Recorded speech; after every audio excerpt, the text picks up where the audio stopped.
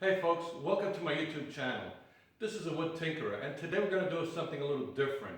I had a video in the past, showing you where some of the tools that I was able to pick up at a fraction of a cost, which is actually Craigslist, which is one of the best places to get into the hobby at a low budget. But what I need to do right now is I need to take this assembly bench top that I built over here, which is actually a very hard wooden door solid core, to put the lathe on top. In lieu of that, I'm going to replace it with something about maybe a little thinner than this to make it not as high. So right now, this video is all about cleaning up that lathe and actually installing it right over here, and it's going to be temporarily fixed here before I decide to put some legs on it and make it into a workstation. So that's what we're going to do today. All right, so join us along.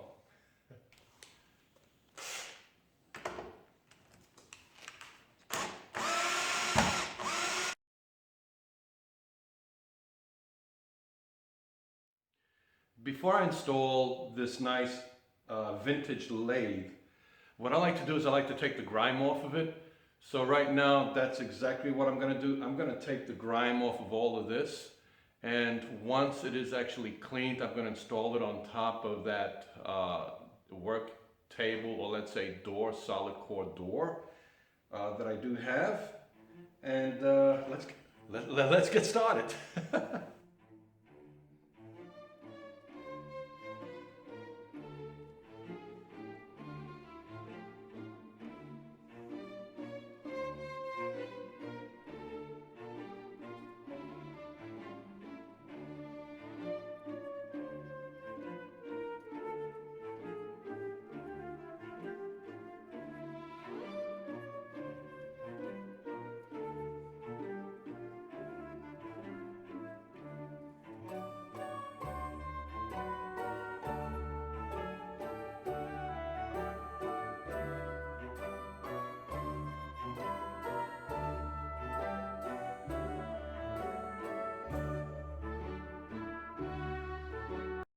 Lathe cleaned up pretty well.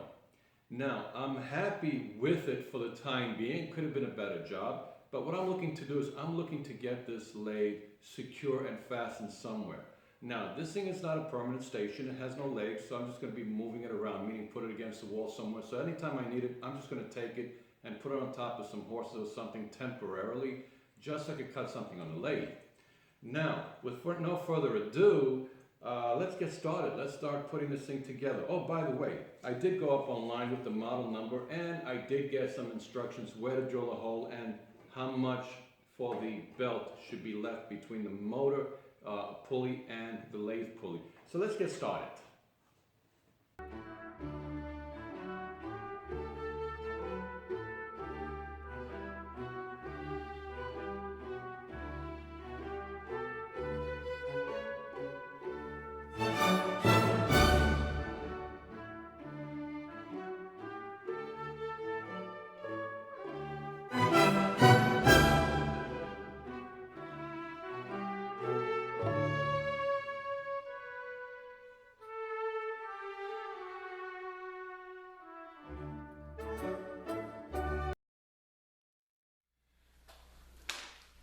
Right off the back, we do have a bit of a problem. It looks like that this may have not been the original motor for this. Two reasons: where it's actually asking me to make the holes with the instructions, it actually goes on the curve when it comes down to setting the belt, which means that I'm going to have to move this and I'm going to have to line it up properly between pulley to pulley, so this way when she runs, she's going to run nice and true. So all the measurements that I was just taking earlier does not really coincide with what I have in my hands at this particular point. So we're going to try to eyeball it as best as possible. I'm going to put a ruler from here to here and to see how we're going to fare up. The beauty of it is I could take the pulley out,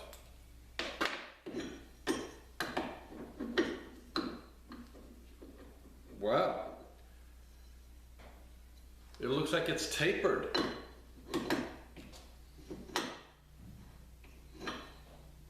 I can't even get it to fit. Well, not a problem. We will still take a ruler and I'm going to pass it between as best as I can this way.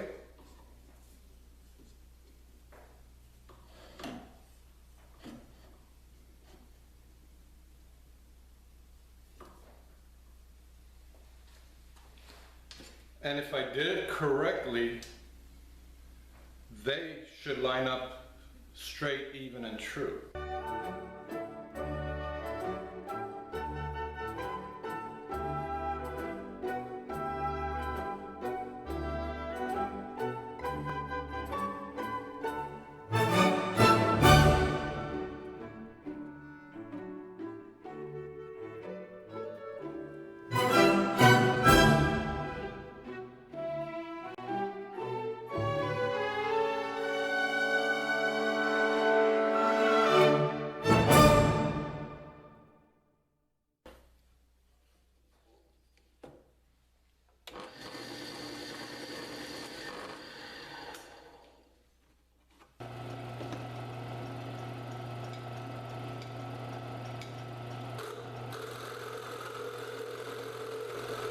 The lathe is actually complete. It's set on top of the counter, but this counter, there's nothing holding it on. I took it off of my cabinets. The next build is actually going to be some legs for this. Right now I could lay it upright against the wall in case I ever need it. I could always set it on top of a couple of horses and get into the thing of actually cutting into wood and making some kind of a design, whether it's a top for a kid or a banister leg or something like that, or even a bow. Let's see what's going to come out in the near future with this lathe. In the meantime, if you do like it, give me a thumbs up. If you'd like to see more videos, please do subscribe. You're always welcome. In the meantime, thank you, and everybody take care out there. Thank you once again. Bye-bye.